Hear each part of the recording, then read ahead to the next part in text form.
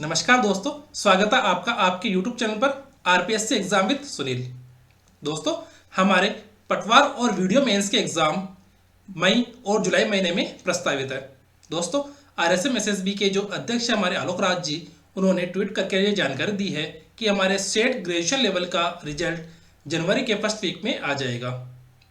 उस रिजल्ट के हिसाब से ही ये पता लगेगा कि कौन बच्चा वीडियो और पटवार मेंस एग्जाम दे सकता है और कौन नहीं।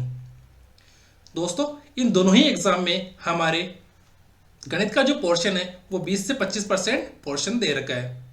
यानी सीधा सीधा सा इतना सा अर्थ दे रखा है कि अगर जिस बच्चे ने गणित अच्छे से कर ली वो सिलेक्शन ले जाएगा। दोस्तों, वीडियो और पटवार मेंस में जिस बच्चे ने अगर गणित के अंदर ये 20% क्वेश्चन अगर अच्छे से कर लिए तो उसका सिलेक्शन होने से कोई नहीं रोक सकता है। दोस्तों, ये बात आप अच्छे से जान लो कि अगर जिस बच्चे ने गणित अच्छे से कर ली उसका सिलेक्शन होने से उसे कोई नहीं रोकेगा, क्योंकि 20% नंबर कम नहीं होते हैं। आप कोई भी एग्जाम ले लो राजस्थान का, उन एग्जाम में किसी भी एग्जाम के अंदर गणित का पोर्शन इतना नहीं दे रखा है जितना इन दोनों एग्जाम में दे रखा है। दोस्तों, हम अभी इसी मुहिम के अंदर हमने दोनों एग्जाम का जो कंबाइंड कोर्स है, यानी दोनों एग्जाम में जो सेम सेम टॉपिक है उन टॉपिक को एक साथ कर रहे हैं। उसके बाद जो दोनों एग्जाम में अलग अलग टॉपिक होंगे उनको अलग अलग भी करेंगे। आप सभी लोगों को पेशेंस रख के ये टॉपिक अच्छे से करने हैं ताकि एग्जाम टाइम में आपको कोई भी क्वेश्चन हो वो देखते ही आ जाए। हम इस चैनल के माध्यम से आपको हर वो आपका डाउट पूरा करेंगे, डाउट कंप्लीट करेंगे, जो डाउट को सोल्व करेंगे, जो आपको मैथ्स के अंदर डाउट रहेगा। दोस्तों, किसी भी प्रकार के क्वेश्चंस हो आप कमेंट बॉक्स में लिखें, हम उस क्वेश्चन का सॉल्यूशन जरूर करेंगे।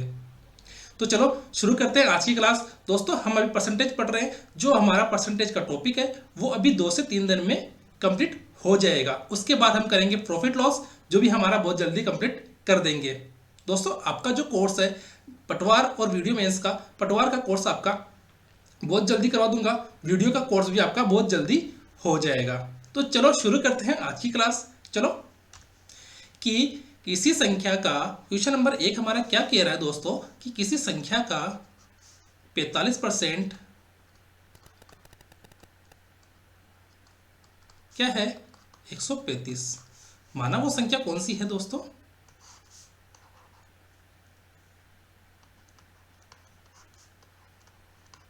माना वो संख्या कौन सी है दोस्तों? वो संख्या x है। और x का क्या कह रहा है? किसी संख्या का 45%। x का क्या है दोस्तों? 45% क्या है दोस्तों? 45% क्या है दोस्तों? सीधा सीधा दे रखा है कि 45% की वैल्यू अगर 135 है तो 100% की वैल्यू क्या है दोस्तों? 100% की वैल्यू हमें निकालनी है। तो क्या है दोस्तों कि अगर हम 45% मानते हैं इसको, तो क्या आएगा दोस्तों? 45% की वैल्यू कितनी है? 135। तो x गुणा 45/100 बराबर 135। देन x बराबर 135/45 गुणा 100।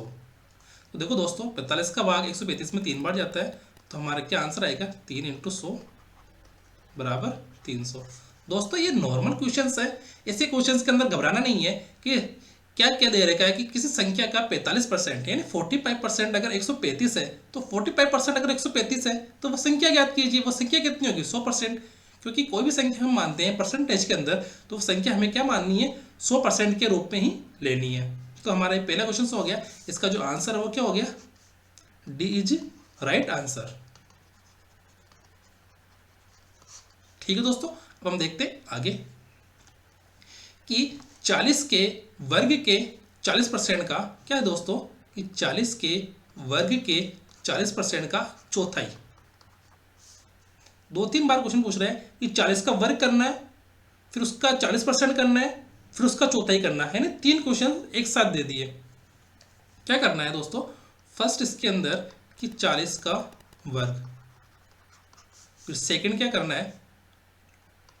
40%, फिर क्या करना है दोस्तों? चौथाई।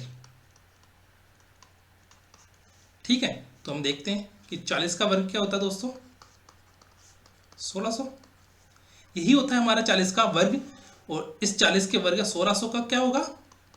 40% क्या है दोस्तों,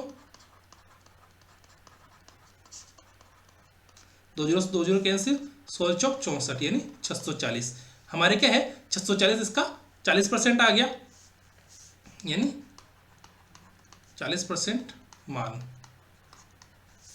अब क्या करना है कि 640 का चौथाई करना है, तो चौथाई हो गया मतलब उस 640 का चौथा भाग। 640 का क्या करना है दोस्तों, चौथा भाग करना है। अब देखते हैं कि 640 गुणा 1/4, तो 64 के अंदर 4 का भाग कितनी बार जाता है दोस्तों, 16 बार। तो 16 हो गए यहाँ पर 160, ठीक है। तो हमारा जो आंसर है वो क्या हो गया 160। ठीक है दोस्तों, यहाँ तक समझ में आ गया आपके। हम देखते हैं आगे कि एक टंकी में रिसाव के कारण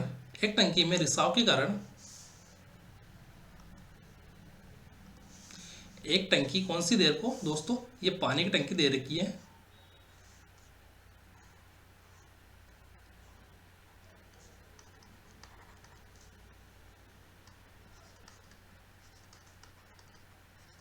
ये क्या दे रखी है, इसके अंदर एक टूटी दे रखी है, इसके अंदर क्या पानी गिर रहा है नीचे, है ना। तो एक टंकी में रिसाव के कारण टंकी में 220 लीटर पानी बचा है। देखो दोस्तों, पहले कितना भी लीटर हो पानी वो हमें अभी पता नहीं है, पर रिसाव हो रहा है तो उसके बाद क्या बचा पानी, 220 लीटर पानी बचा है, जिसमें मूल रूप से 240 लीटर पानी था। पहले कितना पानी था, 240 लीटर पानी था, ठीक है दोस्तों। और अब कितना बचा है, 220 लीटर। पहले 240 लीटर पानी था और अब बचा कितना, 220 लीटर पानी। तो देखो दोस्तों, पहले हमारी टंकी पूरी भरी हुई थी, तो हमारे पास कितना लीटर पानी था, 240। पर अब हमारी टंकी कितनी भरी हुई है, हमारी टंकी यहाँ तक भरी हुई है, और अब कितना हमारे पास पानी है, 220। तो कितना पानी कम हुआ, 20 लीटर पानी।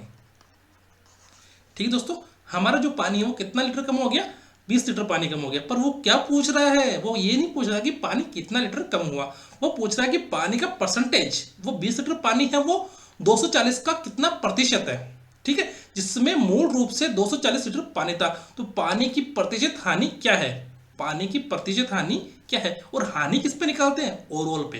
किस पे निकालेंगे दोस्तों, ओवरऑल पे निकालेंगे, और ओवरऑल कितना है हमारा, 240। तो ठीक है, तो देखो दोस्तों, 20 लीटर तो पानी हो गया, और ओवरऑल पहले कितना था, 240। इसका कितना करना हमको, 100%।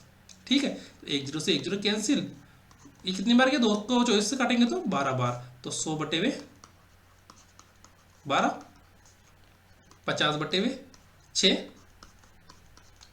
और 25/3। ठीक है दोस्तों, तो ये कितनी बार कटेगा, 25 में 3 का भाग जाएगा कितनी बार, 8 बार। 8 या 24, फिर बचेगा 1, ठीक है। फिर 1 जीरो क्या लगाएंगे, 1 के साथ क्या लगाएंगे, 0। देखो यहाँ पे 25 में 3 का भाग देना है, तो 8 या 24, फिर बचा कितना, 24। यहाँ पर हो गया 1 शेष, फिर 10 जीरो लगाएंगे तो यहाँ पर हो गया पॉइंट, फिर कितनी बार जाएगा, 3 बार, तो बचे 9, फिर 3, फिर 1, फिर 0, फिर 3। ठीक है, तो 8 या 8.33 हो गया हमारा जो आंसर है। तो यहाँ पर 8.33 है क्या है भाई सर। तो हमारे क्या है कि एक टंकी में रिसाव के कारण टंकी में 220 लीटर पानी बचा है, जिसमें मूल रूप से 240 लीटर पानी था। तो पानी की प्रतिशत हानि कितनी आ गई दोस्तों, 8.33%। ठीक है दोस्तों, यहां तक आपको समझ में आ गया। हमारे जो एग्जाम है वीडियो और पटवार, दोनों एग्जाम के अंदर जो गणित का पोर्शन है वो ये देख लो कि ऐसे ही क्वेश्चंस उसके अंदर आएंगे दोस्तों। ऐसे नॉर्मल क्वेश्चंस आएंगे तो आपको वैसे क्वेश्चंस तो कर देने हैं, और हार्ड क्वेश्चंस आएंगे तो उनको भी आपको अच्छे से करवा दिए जाएंगे, तो उनको भी आपको अच्छे से सीख लेना है दोस्तों। ऐसे इजी क्वेश्चंस आएंगे तो आप लोगों को करने में किसी प्रकार की कोई भी प्रॉब्लम नहीं आएगी। तो आगे देखते हैं चौथा क्वेश्चन कि अमित की आय राज की आय से 30% अधिक है, तो राज की आय अमित की आय से कितनी प्रतिशत कम है। तो देखो दोस्तों, यहाँ पे हम लिख लेते हैं अमित, और यहाँ पे क्या लिख लेते हैं, राज। क्या बोल रहा है कि अमित की आय, यानी अमित की आय राज की आय से 30% अधिक है। तो राज की आय में मान लो 100, तो अमित की आय कितनी हो जाएगी, 130%, है ना, प्लस 30% है ना ये। तो देखो दोस्तों, अमित की आय राज की आय से 30% अधिक है। मैंने देख लिया कि अमित का आय तो 130% हो जाएगा, तो राज की आय कितनी होगी 100, क्योंकि हमें प्रारंभ में जो राशि माननी है वो कितनी माननी है 100 माननी है, तो 100 से हमारी कितनी हो गई वो 130। ठीक है, यहाँ तक ये वाली लाइन समझ में आ गई कि अमित की आय राज की आय से 30% अधिक है। तो ये वाली बात समझ में आ गई आपको कि राज की 100 है तो अमित की कितनी हो जाएगी 130। यहाँ तक समझ में आ गई, ठीक है। तो राज की आय अमित की आय से कितनी प्रतिशत कम है, तो राज की आय अमित की आय से कितनी प्रतिशत कम है। देखो दोस्तों, ये जो राज की आय है वो अमित की आय से कितने प्रतिशत कम है, ये ना कि ये देखो राज की आय से 30% अधिक है, पर राज की आय अमित की आय से कितनी प्रतिशत कम है। तो देखो ये दोनों में अंतर कितने का 30 का ही है ना। तो और हमें किससे निकालना, अमित की आय से कितनी प्रतिशत कम है। देखो दोस्तों, इसके अंदर बात ध्यान देने वाली बात कौन सी है, क्वेश्चंस में कंफ्यूजन है। क्या है दोस्तों कंफ्यूजन, कि दोस्तों बच्चों क्या करते हैं कि वो राज की आय अमित की आय से कितनी प्रतिशत कम है। इसमें देखो कि अगर ऐसा पूछता ना कि राज की आय अमित की आय से कितनी प्रतिशत अधिक है, अधिक तो है ही नहीं ना, कम ही पूछेगा। तो कम किससे है, वो अमित की आय से कम है ना, तो अमित की आय को लेना है हमें यहाँ पर, राज की आय को नहीं लेना है। तो देखो 30 कम है हमारे यहाँ पे, कितने का अंतर दोनों में, देखो दोस्तों यहाँ पर दोनों में कितने का अंतर है 30 का, और हमें किससे कम निकालना है, अमित से कम निकालना है, नहीं कि राज से, क्योंकि राज से तो अमित की आय क्या है 30% अधिक है, पर हमें अमित से निकालना है कि अमित से राज की आय कितनी प्रतिशत कम है। तो क्या निकलेंगे यहाँ पर 130, और प्रतिशत के निकाल लिए क्या करते हैं हम 100 से गुणा। तो क्या है हमारे पास 30, एक जीरो से एक जीरो कैंसिल, तो हमारे पास बचा क्या 3/13 × 100। तो हमारे पास फाइनली क्या आया 300/13। अब इसको काटेंगे तो क्या आएगा 13 दूनी 26, बचे 4, 13 × 39। ठीक है, तो हमारा जो 23 आंसर आ रहा है वो किस में आ रहा है, इसमें आ रहा है डी में। ठीक है, 13 × 39, फिर एक जीरो बचेगा, है ना, एक बचेगा, तो एक में क्या हुआ, एक के लिए पॉइंट लग गया, फिर 10 में फिर उसका 13 भाग जाता नहीं है, तो फिर आ गया जीरो, फिर बचेगा 100 में 13 का भाग जाता है 13 7 91, तो 13 7 91 होगा यहाँ पे ये। ठीक है,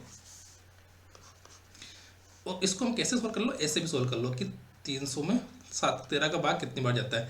देखो दोस्तों, बहुत सारे बच्चे ऐसे हैं जिनको भाग करना अभी तक नहीं आता है, तो उनके लिए बता देता हूँ कि 13 दूनी 26,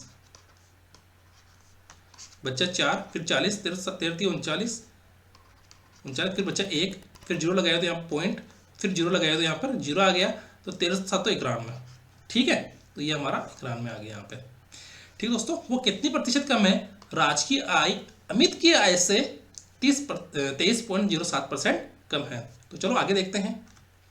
माहिम ने एक परीक्षा में 175 में से 126 अंक प्राप्त किए। कितने अंक प्राप्त किए, देखो परीक्षा का पूर्णांक कितना दे रखा है, यहाँ पे पूर्णांक दे रखा है 175, और प्राप्तांक कितने दे रखे हैं 126। वो पूछ रहा है कि 126 175 का कितना प्रतिशत है, बस इतना सा पूछ रहा है कि माहिम ने कितने प्रतिशत अंक प्राप्त किए, माहिम ने कितने प्रतिशत अंक प्राप्त किए। तो प्राप्त किए कितने प्रतिशत अंक, प्राप्त प्रतिशत अंक कितने हो गए 126 तो अंक आए, और कितने में से आए वो 175 में से आए। ये तो हो गया इसका अनुपात, और इस अनुपात को क्या करना है परसेंटेज में चेंज करना है। तो परसेंटेज में चेंज करने के लिए हम किससे गुणा करते हैं 100 से गुणा करते हैं। ठीक है, तो देखो दोस्तों, इसमें दोनों में किसका भाग जा रहा है 3 4 5 6 7 का भाग जा रहा है दोनों में। तो 7 एकम 7, फिर बच्चा 5, 7 8 56 18, और इसमें 7 का भाग कितने बार जाएगा 175 में,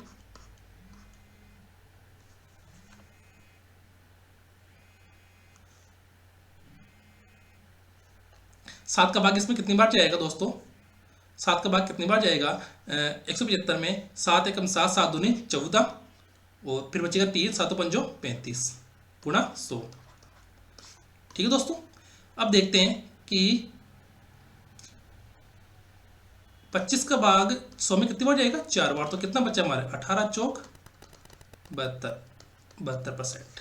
तो मतलब माहिम ने कितने प्रतिशत अंक प्राप्त किए, कितने प्रतिशत अंक प्राप्त किए माहिम ने 72% अंक प्राप्त किए, और वो 72% किससे हैं, वो 175 से है। ठीक है दोस्तों, कि माहिम ने एक परीक्षा में 175 में से 126 अंक प्राप्त किए। माहिम ने कितने प्रतिशत अंक प्राप्त किए, वो कितने परसेंटेज अंक है, वो 126 175 का 72%, यानी 126 अंक 175 का 72% है। बस इतना सा निकालना है, और छोटा सा क्वेश्चन है, कोई दिक्कत वाली बात नहीं है इसके अंदर, कि एक इंजीनियरिंग छात्र को उत्तीर्ण होने के लिए, मतलब पास होने के लिए 45% अंक चाहिए, यानी पासिंग मार्क्स कितने दे रखे हैं यहां पर, पासिंग मार्क्स कितने हैं यहां पर, 45%। ठीक है, प्राप्त करने होंगे, मतलब पास होने के लिए एक कंडीशन अप्लाई कर दी यहां पर, कि पास होने के लिए वो कितना अंक चाहिए यहां पर, ये पासिंग मार्क्स, ये पासिंग लाइन है, और ये लाइन कितनी परसेंट है, 45%। ठीक है, अब क्या बोल रहा है कि वह 157 अंक प्राप्त करता है और 23 अंकों से अनुत्तीर्ण हो जाता है। दोस्तों ये बात ध्यान रखना कि वो 23 अंकों से क्या हो रहा है, अनुत्तीर्ण। अगर यहां पर उत्तीर्ण होता तो क्या करते हैं, माइनस करते हैं। ठीक है ना, हमको क्या लाना है, पासिंग लाइन तक लाना है, हमको पासिंग लाइन तक लाना है, कि मेरे तो अंक आए कितने, 157, और मैं कितने अंकों से अनुत्तीर्ण हो गया, 23 अंकों से। कितने से, 23 अंकों से मैं फेल हो गया, यानी मेरे आए कितने अंक परीक्षा में, 157। कितने अंक, 157 नंबर तो मेरे आए, और मैं 23 नंबर और लाता तो मैं क्या हो जाता, पास हो जाता। और पास होने के लिए कितने अंक चाहिए, 45%। ठीक है दोस्तों, ये पासिंग मार्क्स से 45%, और मेरे आए कितने, 157, और मुझे चाहिए कितने, और 23 अंक। 23 अंक चाहिए, तो 23 अंक चाहिए तो होगा, तो मैं तो पास हो जाऊंगा ना, मतलब 23 अंकों से वो क्या हो गया, फेल हो गया। तो ये क्या हो गया यहाँ पर, जो 157 है वो तो मेरे क्या आए, अंक आए, अंक प्राप्त। तो इतने क्या ही है, इतने चाहिए, किसके लिए वो चाहिए, पास होने के लिए चाहिए, है ना, पास होने के लिए चाहिए। कितने अंक चाहिए, मतलब 157 नंबर तो मेरे आए, और मेरे 23 अंक और आ जाते तो मैं क्या हो जाता, पास हो जाता, यानी 23 अंकों से वो क्या हो गया, अनुत्तीर्ण हो गया। तो यहां तक समझ में आ गया, बस इतना सा क्वेश्चन है, और यही समझने वाली बात है, और यही क्वेश्चंस खत्म हो गया, कि यही क्वेश्चंस खत्म हो गया। इसके बाद तो जो सिंपल सी कैलकुलेशन है वो हमें करनी है। तो कैलकुलेशन हम कर सकते हैं कि क्या, 157 प्लस 23 बराबर 45%। तो जो हमारा 45% है वो किसके बराबर है, बताओ दोस्तों, कि 45% किसके बराबर है हमारा, ये हो गया 15 2 17 1 18, यानी 180 नंबर हमारा पासिंग मार्क्स है ना, यानी 45%। तो 1% कितना हो गया, 180 बटा 45, तो 100% कितना हो गया, 180 बटा 45 गुणा 100। तो 45 का भाग इसमें कितनी बार जाएगा, 180 में 4 बार, तो हमारा 4 गुणा 100 बराबर 400। तो ये हो गया हमारा 400, क्या हो गया दोस्तों, हमारा मैक्सिमम नंबर, यानी टोटल जो पूर्णांक है वो कितने हो गए दोस्तों, 400 नंबर। टोटल जो पूर्णांक वो हमारे कितने हो गए दोस्तों, 400 नंबर। समझ में आ गया आपको कि जो 400 नंबर है उसमें से 45% मार्क्स क्या है दोस्तों, पासिंग मार्क्स है। और इस इंजीनियरिंग छात्र के 157 नंबर तो आए, और वो 23 अंकों से क्या हो गया, फेल हो गया। और अगर 23 नंबर और आ जाते, उसके 23 नंबर और आ जाते, और का मतलब क्या होता है, जोड़ना, मतलब 157 में हम 23 जोड़ेंगे तो कितना हो जाएगा, पास हो जाएगा। और पास मार्क्स क्या दे रखा है, 45%। बस इतना सा सिंपल सा सवाल है, इसको समझने में कोई भी दिक्कत नहीं आनी चाहिए आपको। ठीक है, आगे बढ़ते हैं। अब देखते हैं 7वां क्वेश्चन, कि एक परीक्षा में पास होने के लिए कुल अंकों का 36%। क्या है दोस्तों, अब क्या कर दिया यहाँ पर, पहले तो क्या था 45%, और अब क्या कर दिया 36% अंक चाहिए पास होने के लिए। और डिक्टेशन के लिए हम देखते हैं, डिक्टेशन के साथ प्रथम श्रेणी प्राप्त करने के लिए 84% की आवश्यकता है। दोस्तों इसमें 2 क्वेश्चन दिए, कितने, 2 क्वेश्चन, हम इसको दोनों तरीके से कर लेंगे।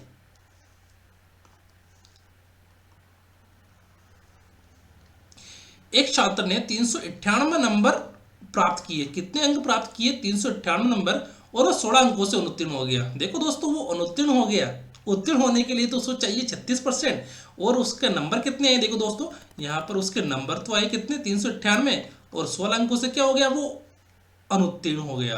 क्या हो गया दोस्तों, वो अनुत्तीर्ण हो गया।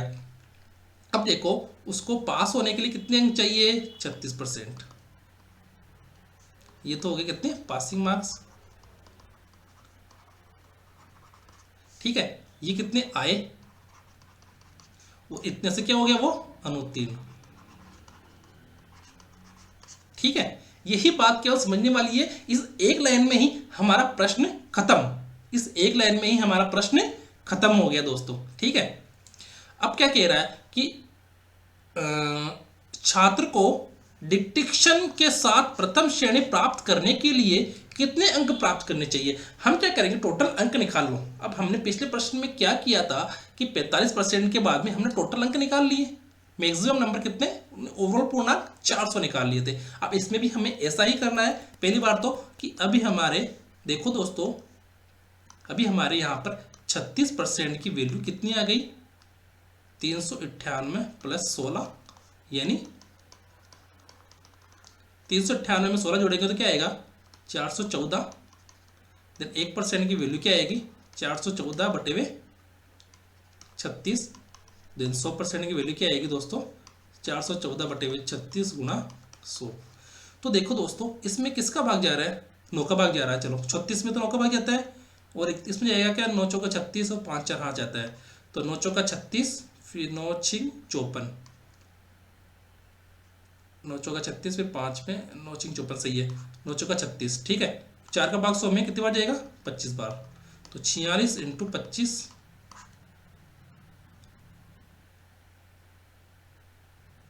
कितना है, 46 इंटू 25 हमारे 25 को 6 से गुणा करेंगे तो कितना आएगा, 150, 0 15 बचा, 15 बचा, तो 25 को 4 से गुणा करेंगे 100 और 15 115, तो हमारे 1150 क्या है दोस्तों, ओवरऑल नंबर। कितने, टोटल पूर्णांक हमारे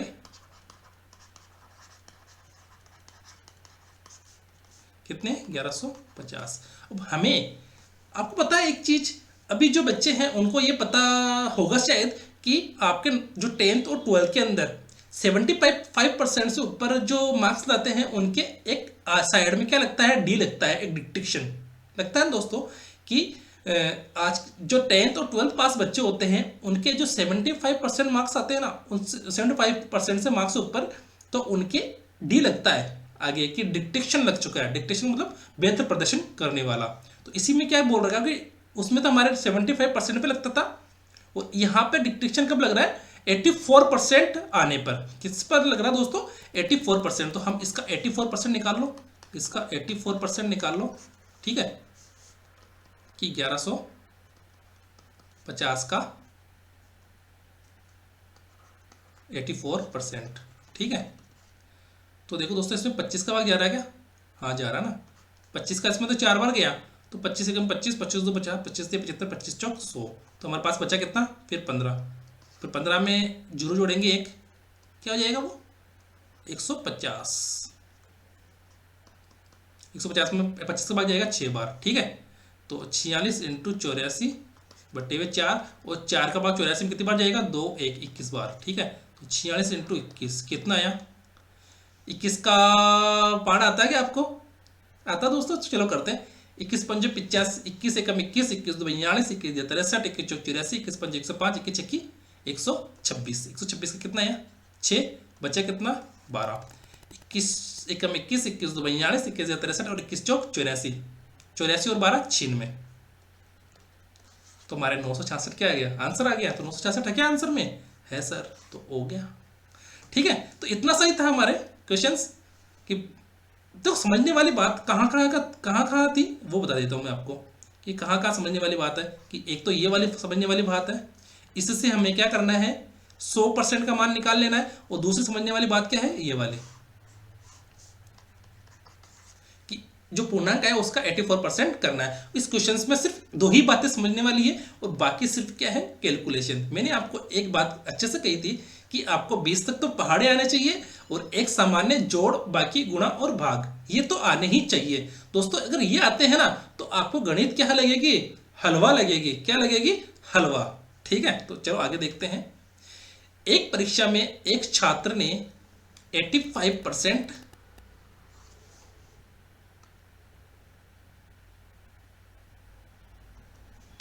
85% अंक प्राप्त किए। तो देखो दोस्तों 85% अंक प्राप्त किए और 4 विषय में उसके कितने अंक आए, कितने अंक आए दोस्तों, 79 प्लस 81 प्लस 88 प्लस 94 और पांचवें विषय में अर्जित अंक ज्ञात कीजिए। पांचवें विषय में क्या मान लें, एक्स, पांचवें विषय में, ठीक है मान लिया। हम एक बार इनको जोड़ लेते हैं, कितना आएगा, 9 और 1 10, 8 18 4 22, बचा कितना 2, 2 और 7 9, 9 और 8 17, 17 और 8 25, 9 34, 392 से आया क्या, एक बार चेक कर लो कितना आएगा। 9 और 8 कितना हुआ दोस्तों, 9 और 8 17, 17 और 8 25, 25 7 25 7 कितना हुआ दोस्तों, 32, 320 और 9 और 1 10, 10 8 18, 18 और 4 22, ठीक है 392 आ गया और हमारे पास x क्या आ गया, पांचवा अंक। यहां तक समझ में आ गया आपको दोस्तों, ठीक है। अब देखो एक चीज जो दे रखी है कि हमारे सब्जेक्ट कितने दे रखे हैं, 5 सब्जेक्ट, हमारे 5 सब्जेक्ट दे रखे हैं और 5 सब्जेक्ट में अंक कितने होंगे, एक सब्जेक्ट में एक अंक कितने होते हैं दोस्तों, 100, तो 5 सब्जेक्ट में कितने हो जाएंगे टोटल पूर्णांक, 500, ठीक है। 5 सब्जेक्ट दे रखे तो 5 सब्जेक्ट में टोटल पूर्णांक 500 और हमें देखो दोस्तों उस बच्चे के 4 सब्जेक्ट में तो नंबर दे रखे हैं और हमें पांचवा निकालना है और उसके इन पांचों सब्जेक्ट में कितने अंक आए, 85%। तो हम 500 का क्या निकाल लेते हैं, 85%, ठीक है, 500 इंटू 85/100, ठीक है दोस्तों। अब क्या करते हैं, इसमें 5 का भाग देंगे तो कितनी बार जाएगा, 17 बार और ये जाएगा 20 बार, 1 0 से 1 0 कैंसिल और 2 से कितनी बार कटेगा ये 10 बार, तो कितने आएगा हमारे पास 100,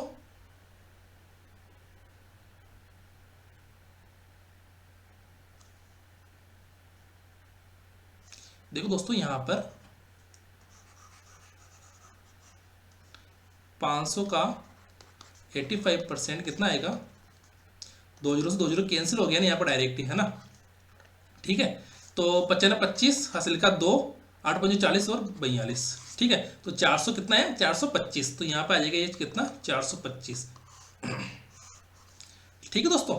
यहाँ पे ये कितना आ जाएगा, ये यहाँ पर आ जाएगा 425। अब हम देखते हैं x का मान निकालोगे क्या आप, x बराबर 425 माइनस 342 क्या आएगा, 5 में से 2 गया तो 3 और 12 में से 4 गया तो 8, कितना आया 83, ठीक है दोस्तों। ये इजी क्वेश्चन है, इस पर थोड़ा सा कॉमन सेंस लगाना है कि एक परीक्षा में 85% अंक प्राप्त किए, है ना, और 4 विषयों में तो उसके अंक कितने आ गए, 79 81 88 और 94 और 5वें विषय में उसके अंक ज्ञात करने हैं। तो देखो दोस्तों ये ध्यान रखना कि 5 सब्जेक्ट दे रखे हैं तो 5 सब्जेक्ट का अंक कितना होगा, 500, क्यों होगा, क्योंकि एक सब्जेक्ट का अंक होता है हमारे 100, तो 5 सब्जेक्ट के कितने अंक हो गए पूर्णांक के 500, ठीक है, 500 हो गए तो चारों को जोड़ लो और 85% निकाल लो 500 का, 500 का 85% तो निकाल सकते हैं ना, हमने निकालना सीख भी दिया है कि 500 का 85 कैसे निकालेंगे, 500 गुणा 85/100, तो कितना है 425 और 425 में से हम चारों अंकों को घटा देंगे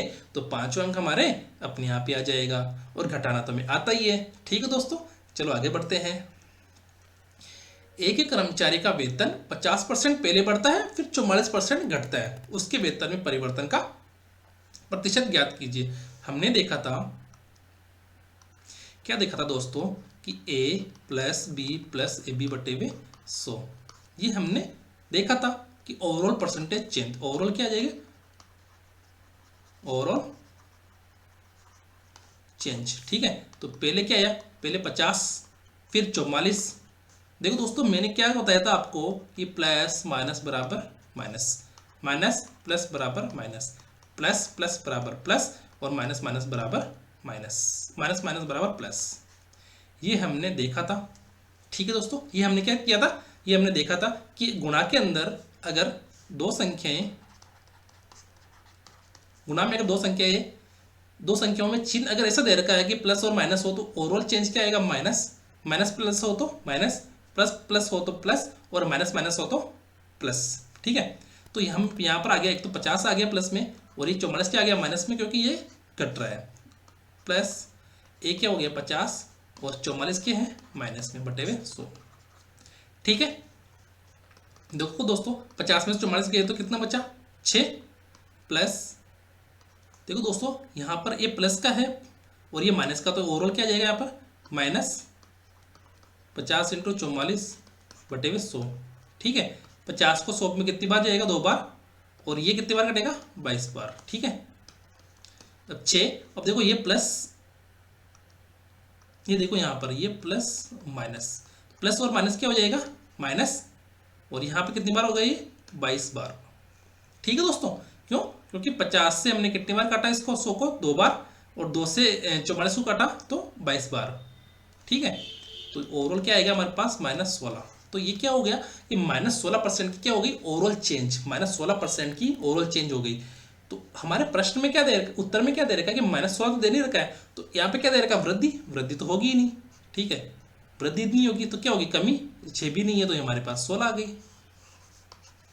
ठीक है दोस्तों, सिंपल सा क्वेश्चन है कि a plus B plus A B बटे में 100, इतना सा करना है, और चेंज जो चिन्ह दे रखे हमारे उसको चेंज करना है। ठीक है, आगे बढ़ते हैं। चाय के मूल्य में 10% की कमी होने से एक व्यापारी को 22,500 रुपये में से 25 किलो अधिक चाय खरीद सकता है। चाय की प्रति किलो कम हुआ मूल्य ज्ञात कीजिए। तो देखो दोस्तों, हम देखते हैं चाय के मूल्य में 10% की क्या हो गई कमी हो गई। देखो दोस्तों, पहले कितना था 100 और अब कितना हो गया वो 90। ठीक है,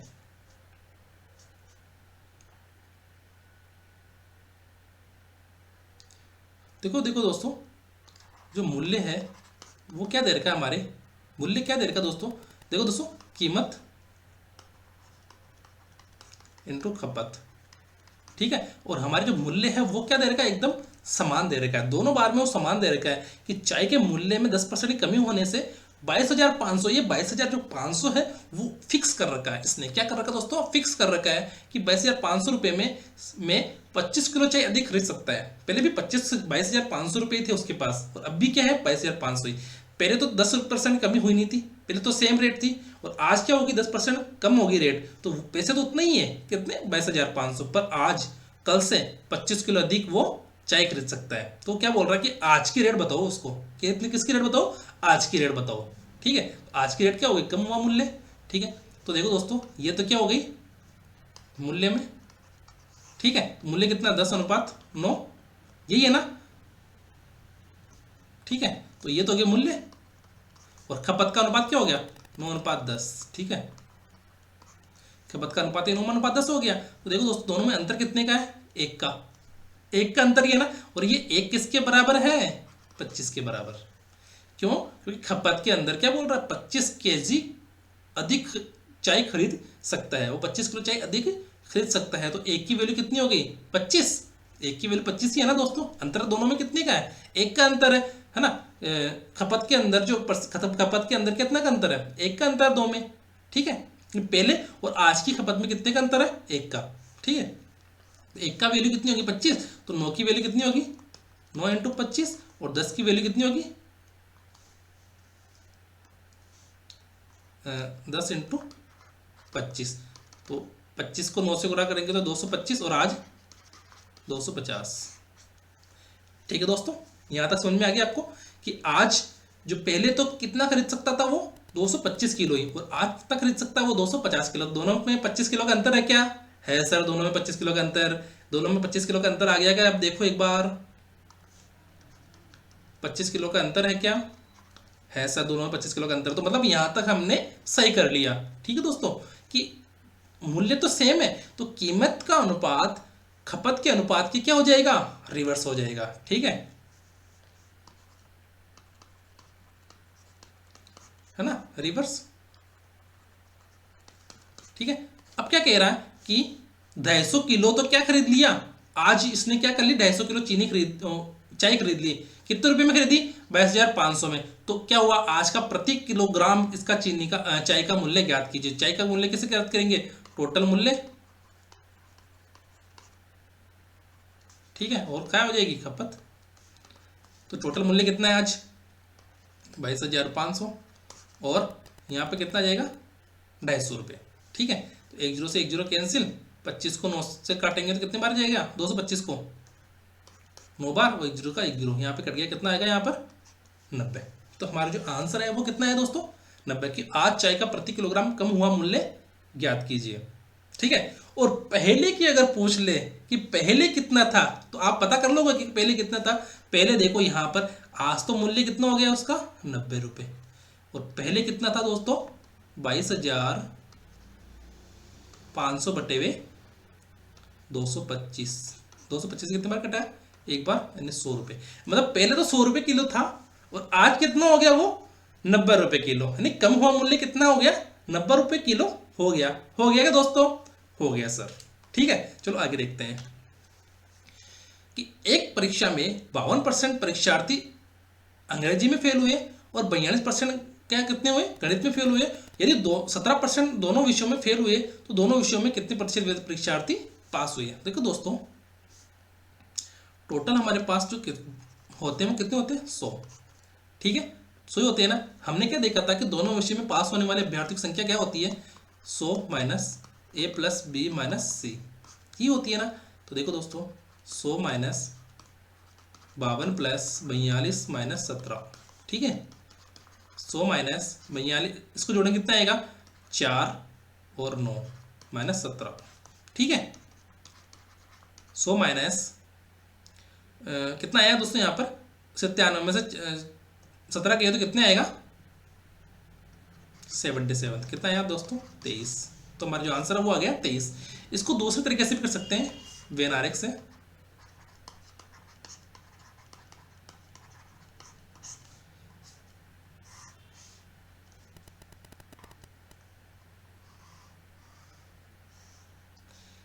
टोटल हमारा कितना हो गया 100, ये कितना हो गया दोस्तों ये है हमारा अंग्रेजी में और ये है हमारा गणित में।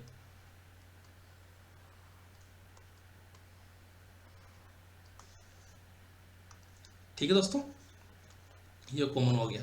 तो ये तो कितना हो गया दोस्तों 17 और ये कितना हो गया 52 और ये 42।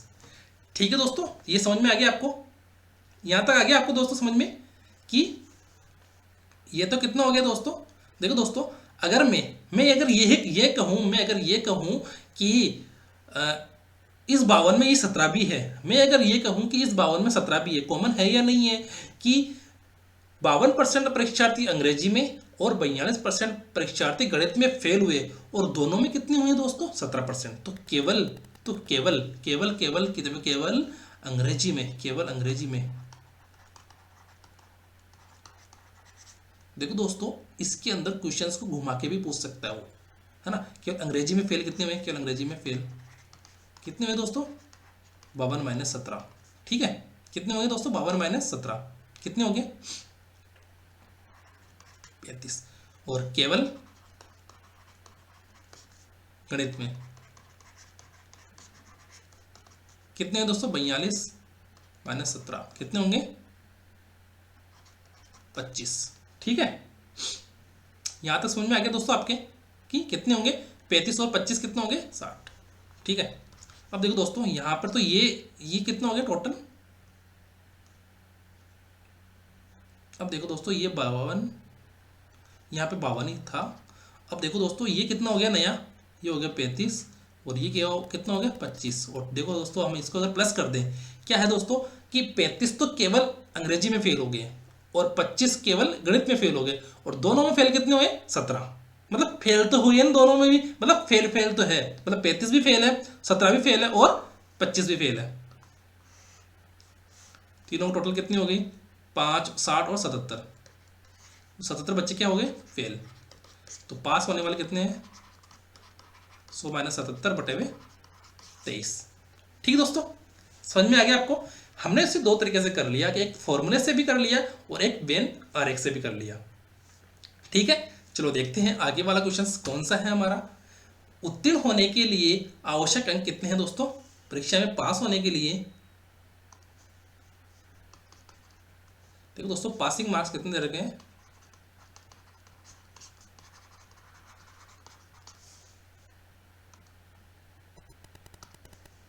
पासिंग मार्क्स कितने दे रखे दोस्तों 40%। ठीक है, मतलब जो बच्चा 40% नंबर लाएगा वो कितना हो गया, हो जाएगा, पास हो जाएगा।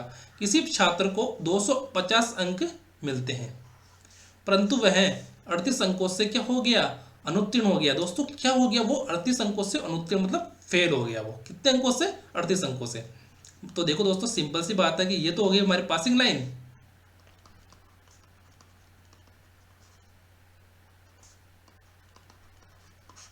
ठीक है, ये तो हो गया हमारी क्या हो गई दोस्तों, पासिंग लाइन। कितनी परसेंट है ये, 40%। तो देखो दोस्तों हमारे अंक कितने आए उसके, 250। अब चाहिए कितने, 38, और 38 अंक आने पर वो कितना हो जाएगा, 40% के बराबर हो जाएगा। ठीक है, तो ये हो गया हमारा 40% के बराबर। अब आप कर लोगे कि इसको कि 40% के बराबर क्या हो गया, 250 तो नंबर तो उसके आए और वो फेल कितने से हो गया, 38 अंकों से। ठीक है दोस्तों, वो 250 नंबर तो उसके आए और फेल कितने से हो गया, वो 38 नंबर से। अब उसको कितने नंबर हो गए उसके टोटल, 40% नंबर। मतलब पासिंग मार्क्स के लिए उसको 250 नंबर में 38 नंबर और जोड़ देंगे तो कितना आ जाएगा, वो पास हो जाएगा, है ना। और फेल हो गया कितने से, वो 38 से। तो यहां से देखो दोस्तों ये तो क्या हुए, उसके अंक आए और इतने अंक उसको और चाहिए, और ये क्या है दोस्तों, पासिंग मार्क्स।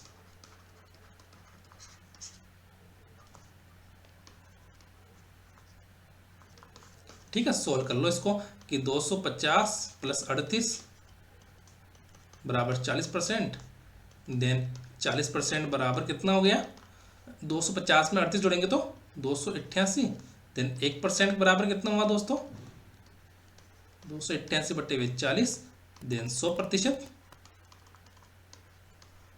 288 बटे हुए 40 गुणा 100। ठीक है दोस्तों, 1 0 से 1 0 कैंसिल हो गए यहाँ पे। अब देखते हैं 4 का भाग इसमें कितने बार जाता है, 4 7 तो 28, 4 दूना 8, तो हमारा जो आंसर वो क्या आ गया, 720। मतलब उसका जो मैक्सिमम नंबर है वो कितना है दोस्तों, 720। ठीक है दोस्तों, यहां तक समझ में आ गया आपको। अब देखते हैं आगे। किसी कार्यालय में स्टाफ का 40% क्या है दोस्तों, महिलाएं। क्या दोस्तों, 100 में से 40% महिलाएं हैं और इन महिलाओं में 70% महिला क्या है दोस्तों, विवाहित, और 50% पुरुष क्या है, विवाहित। तो कार्यालय में अविवाहित यानी अनमेरिड, अनमेरिड स्टाफ का परसेंटेज वो पूछ रहा है हमसे। ठीक है, तो हम देखते हैं टोटल स्टाफ कितना है।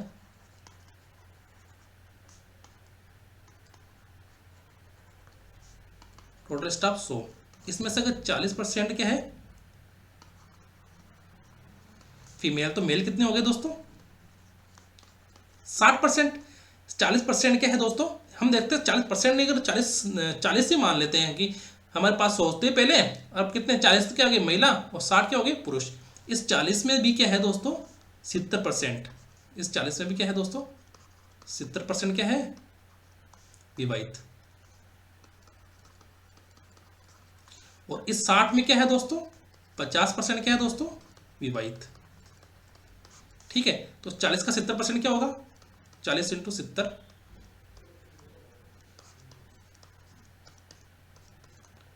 4 7 तो 28। ठीक है, 4 7 तो 28। अब जो 60 है हमारा पुरुष स्टाफ है, उस 60 में भी क्या है, 50% क्या पुरुष विवाहित है। ठीक है, 50% कितना हो गया, 30 लोग क्या है, 30 पुरुष विवाहित। और इधर कितना हो गया, ये 28 क्या हो गया, ये भी विवाहित हो गया। तो टोटल कितना हो गया दोनों को, कितना हो गया दोनों का, 30 और 28 कितना हो गया, 58 क्या है, 58% क्या हो गया दोस्तों, 58% क्या हो गया दोस्तों, पेरिड। ये क्या हो गया, विवाहित। तो 100 में से देखो दोस्तों, 100 में से अगर हम 58 घटाएंगे तो कितना आएगा, 42% क्या हो गया, अनमेरिड। 42% क्या हो गया दोस्तों, अनमेरिड। किस पहले सोते हैं हमारे, देखो दोस्तों वापस बता देता हूं आपको मैं, पहले सोते 100 में से 40% क्या हो गई महिलाएं और 60% क्या हो गई पुरुष। ठीक है, उसमें 40% में से भी 70% क्या हो गई 70% कितनी होती है 28, 40 की 70% कितनी होती है 28, 28 क्या है विवाहित, और इधर 60% जो पुरुष थे उनमें से 50% क्या है दोस्तों, 50% क्या है यानी 30, 50% निकालने पर जो आंसर आएगा वो क्या आएगा हमारे 30, वो क्या है विवाहित। ठीक है, ये समझ में आ गया यहाँ तक कि 40 का 70% निकाला तो वो आ गया 28 और वो क्या है मेरिड, और 60 का 50% निकाला तो वो क्या हो गया 30, वो क्या है मेरिड। इन दोनों को जोड़ लेंगे तो हमारे पास जो टोटल स्टाफ है वो मेरिड स्टाफ आ जाएगा, है ना। कितना आया 58% जो है वो क्या है टोटल मेरिड स्टाफ। तो अनमेरिड स्टाफ कितना हो गया दोस्तों 42%।